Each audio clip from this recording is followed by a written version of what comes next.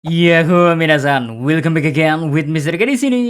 Ngomong-ngomong tentang beberapa peran karakter One Piece kedepannya ya, salah satu yang menarik buat dibahas sebenarnya adalah Aokiji yang tiba-tiba aja dibuat oleh Oda Sensei untuk pergi meninggalkan angkatan laut. Nah, menariknya, Mr. K rasa hubungan antara peran Aokiji ke depannya ada hubungannya sama apa yang terjadi di masa lalu, atau bisa kita bilang apa yang sebenarnya terjadi dengan Pulau Ohara. Makanya karena hari ini ada sedikit waktu luang dan kosong, sekalian aja dah tak buatin konten 3N alias konten ngabrol ngolor ngidul. Kok ngolor ngalor?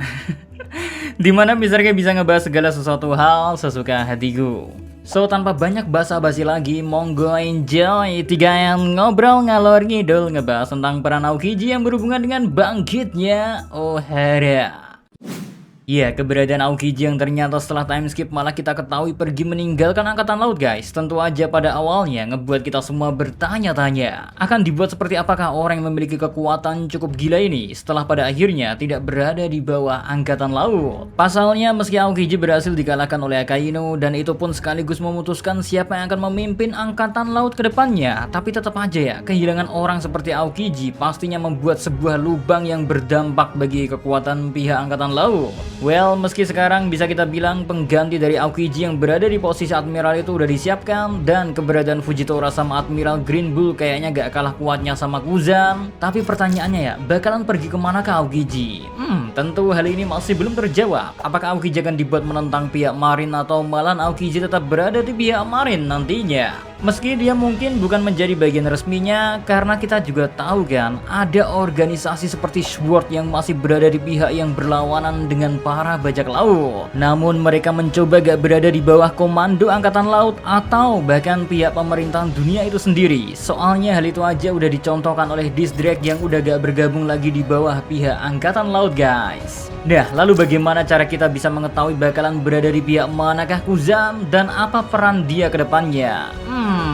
Semua itu bisa kita ketahui dari percakapannya dengan Smoker ketika mereka bertemu di Pulau Panghazard atau sekitar chapter 699. Ya, di momen itu ya, buat yang lupa, pada intinya ya, Kuzan berkata, kalau Aokiji pada akhirnya masihlah Aokiji, makanya ketika dia udah gak berada lagi di Marin, bukan berarti dia gak bisa melakukan apapun. Soalnya Aokiji bilang kalau dia gak perlu berada di angkatan laut untuk melakukan sesuatu. Belum lagi Aokiji menambahkan kalau terkadang seseorang bisa melihat sesuatu secara lebih luas ketika mereka sedang tidak berpihak kemanapun. Itu berarti dari sini kita bisa simpulin kalau Aokiji masihlah sama seperti yang kita ketahui sebagai Aokiji, sang pemilik keadilan pemalas. Hanya saja karena saat ini dia udah gak berada di pihak angkatan laut, dia bisa melihat dunia dari sisi yang lain, karena mungkin aja ya sebelumnya dia gak bisa melihat sisi lain dari sebuah pilihan. Soalnya apa yang dia kerjakan mungkin aja bagian dari perintah yang dia dapatkan dulu.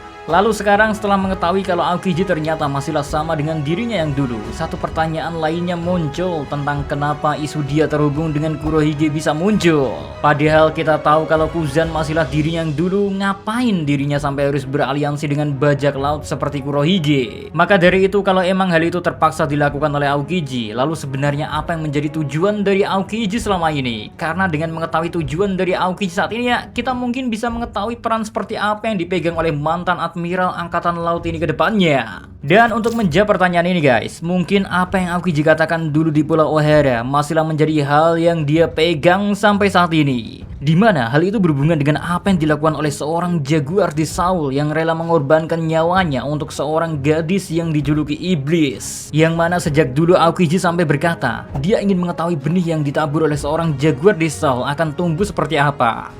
Buat yang gak ngerti maksud benih di sini ya, adalah Nico Robin, yang mana kita ketahui sempat dibebaskan oleh Aokiji dengan dalih dia ingin melihat Nico Robin tumbuh seperti apa. Dan jawaban dari hal ini emang udah Aokiji dapatkan ketika insiden Enies Lobby udah berakhir, dimana pada akhirnya Nico Robin berhasil menemukan tempat yang bisa menerimanya, dan dia akhirnya memiliki keinginan untuk tetap hidup. Makanya ya, Aokiji untuk kedua kalinya kembali melepaskan Nico Robin, dan dia malah meminta Robin untuk hidup sambil membuktikan atau membawa tekad dari seorang jaguar di Saul. Sehingga itu bisa memperlihatkan kalau apa yang dipilih oleh seorang jaguar di Saul adalah pilihan yang sangat tepat. Well, kalau sudah sampai di sini ya, lalu apa sebenarnya hubungan hal yang terjadi di Ohara tadi dengan seorang Blackbird atau bahkan peran dari Aokiji ke depannya?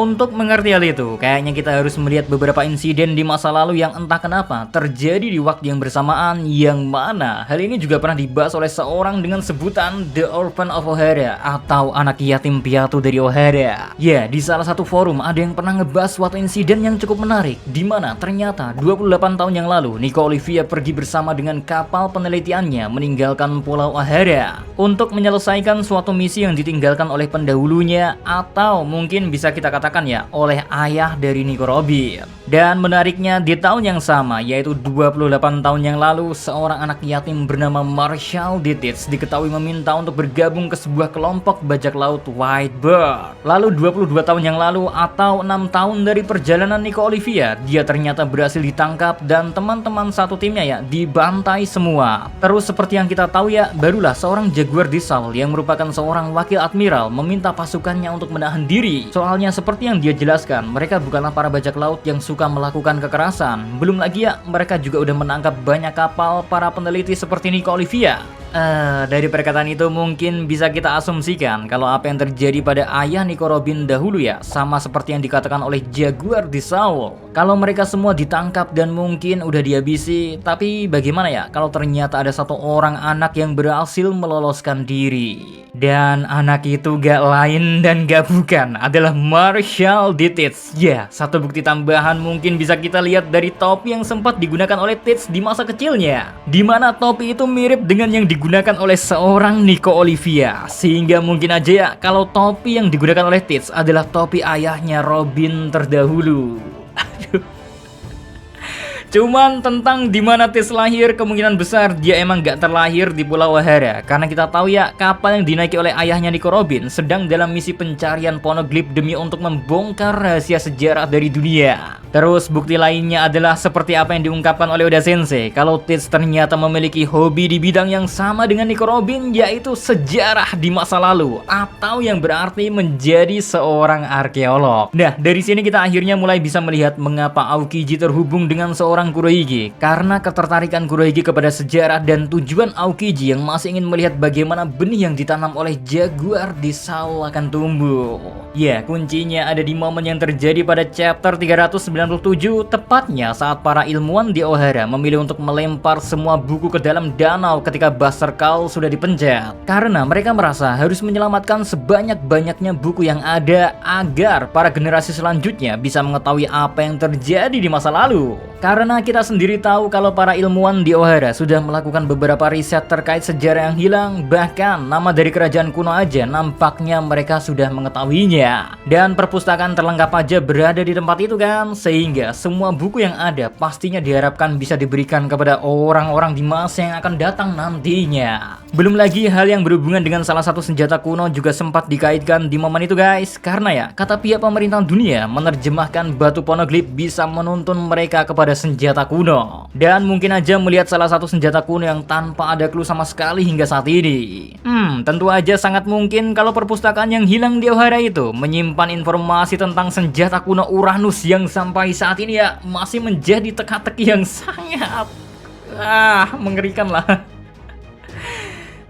Ya dari sinilah mungkin aja tujuan dari Tits adalah datang ke danau yang dipenuhi oleh buku itu yang pastinya memiliki informasi yang sangat-sangat berharga. But menariknya kalian mungkin bertanya-tanya, mungkinkah buku-buku itu masih layak dibaca dan ada cara untuk mengeringkannya? Guys, slow dan santuy. Ternyata kalau kita cari di Google, bahkan ya ada cara yang mengharuskan buku dibekukan terlebih dahulu sebelum akhirnya buku itu bisa dikeringkan. Yang mana berarti ya kalau aja para orang-orang di O'Hara memiliki kekuatan untuk membekukan sesuatu, maka buku-buku yang berada di danau itu bisa diselamatkan. Dari sini kalian mungkin udah mulai connect kan? Kalau mungkin aja Aokiji lah yang bakalan berperan di situ, dimana Aokiji akan melindungi O'Hara yang dulu yang menyimpan banyak informasi-informasi penting. Sedangkan Tits yang menyukai sejarah mungkin aja mencoba menemukan perpustakaan O'Hara yang hilang yang sekarang buku-bukunya berada di danau. Well, tujuan Aokiji melakukan itu semua mungkin aja berhubungan dengan Nico Robin itu sendiri guys. Soalnya seperti yang kita tahu ya, apa yang dilakukan oleh oleh Jaguar di Soul di masa lalu kayaknya ngebuat Aokiji seperti terikat suatu takdir dengan seorang Nico Robin. Makanya, mungkinkah apa yang udah kita lihat di negeri Wano guys, di mana ternyata ada negeri Wano Kuni kuno di bawah laut mungkin terulang kembali dengan menunjukkan Pulau Ohar yang udah berhasil di bumi hanguskan. Namun masih menyimpan jutaan informasi penting dan di momen itu juga mungkin nantinya pada akhirnya kita mengetahui senjata kuno Uranus beserta nama dari kerajaan kuno yang sempat ingin dikatakan oleh Dr. Clover sebelum akhirnya dia tewas ditembak. Aduh. Oke, kayaknya cukup segitu aja konten 3E-nya, malah nanti kemana-mana ngawur kalian jadi bertanya-tanya, aduh mau mesir aku re. So see you again next time. Adios, you gotta stay safe everyone. Salam.